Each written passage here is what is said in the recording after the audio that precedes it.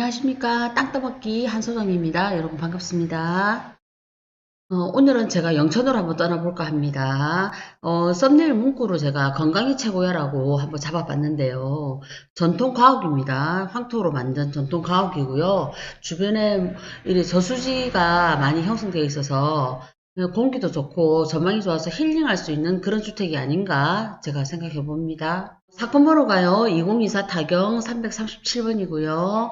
소재지는 경상북도 영천시 금호읍 양남리 362의 1번지입니다. 용도는 주택이고요. 건물 면적은 54평 나옵니다. 토지 면적이 제법 크네요. 364평이고요. 감정가 4억 3,971만 6천원으로 평가가 되었고요.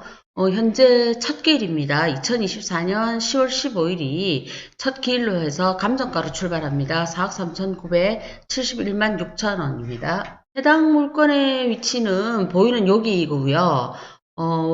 위성상으로도 보시면 아시겠지만 크고 작은 저수지들이 많이 형성되어 있어요. 그래서 아마 이쪽에서 저수지뷰가 나오기 때문에 많은 분들이 선호하는 지역이 아닌가 생각이 됩니다. 그리고 교통 입지를 한번 볼까요?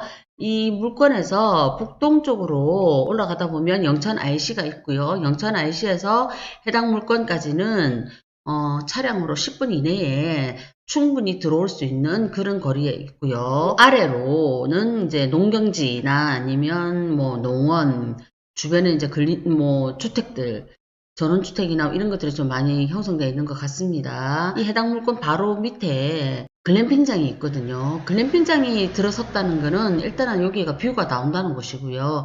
그리고 이제 많은 사람들이 선호할 수 있는, 힐링할 수 있는 그런 공간이라고 판단을 하셔도 좋을 것 같습니다. 여기서 잠깐 로드뷰를 한번 보고 가겠습니다. 지금 보이는 이곳이 해당 물건이고요. 왕복 2차선을 접하고 있죠. 그리고 이제 석축을 쌓아서 약간 지대에서 조금 높게 집을 지으신 것 같고요. 보시면 아시겠지만 대지가 넓다 보니까 다른 뭐 테마 공간이나 이런 것도 충분히 가능할 것으로 보여지고요. 접근성이나 이런 게 좋다 보니까 제 판단에는 뭐 주택으로 쓰셔도 되지만 이거를 뭐 용도 변경을 해가지고 식당 같은 걸 해도 나쁘진 않을 것 같고요. 또 게스트하우스 같은 걸 해도 충분히 수익이 나올 만한 위치인 것 같습니다. 쪽에서 조금 더 이렇게 쭉 가시다 보면 여기가 지금 글램핑장이거든요.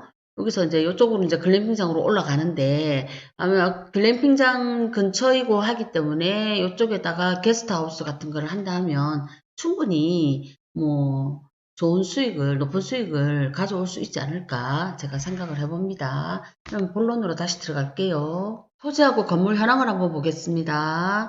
토지는 364평으로 해서요.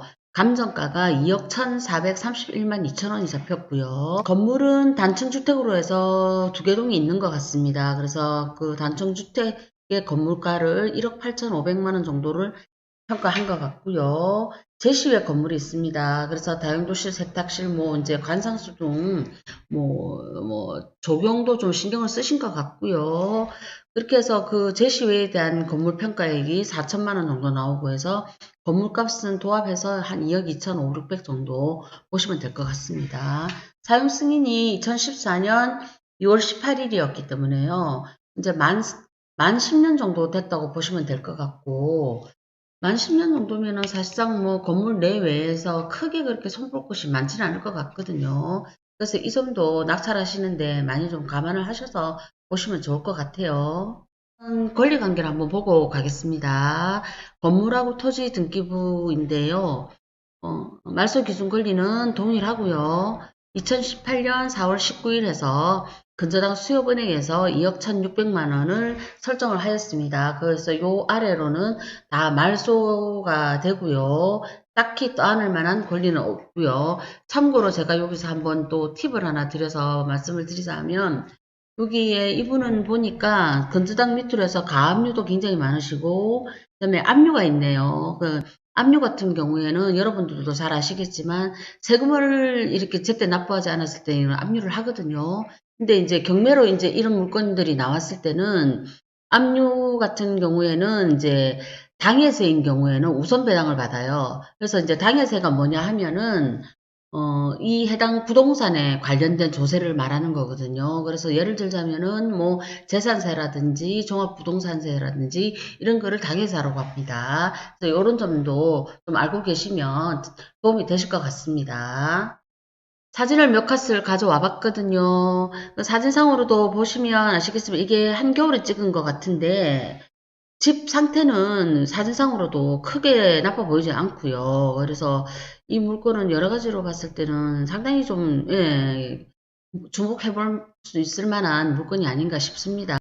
그래서 제가 아까도 잠깐 말씀을 드렸지만은 영업 뭐 용도 변경을 하셔가지고 뭐 식당 영업 같은 걸 해도 뭐 괜찮을 것 같기도 하고 아니면은 이제 게스트하우스 같은 거를 해서 평소 때는 주택으로 쓰시다가 뭐 세컨하우스로 쓰셔도 되고 그래서 주택으로 쓰시다가 뭐 게스트하우스 같은 거 활용을 한번 해보시면 뭐 내 집 하나 가지고 있으면서 또 수익이 나오면 좋지 않습니까, 여러분? 그래서 여러 측면에서 봤을 때는 이런 물건도 아주 괜찮아 보이는 물건으로 판단됩니다. 오늘은 제가 여기까지 하겠습니다. 구독, 좋아요, 알람 설정은 언제나 여러분을 부자로 만들어 드리겠습니다. 고맙습니다.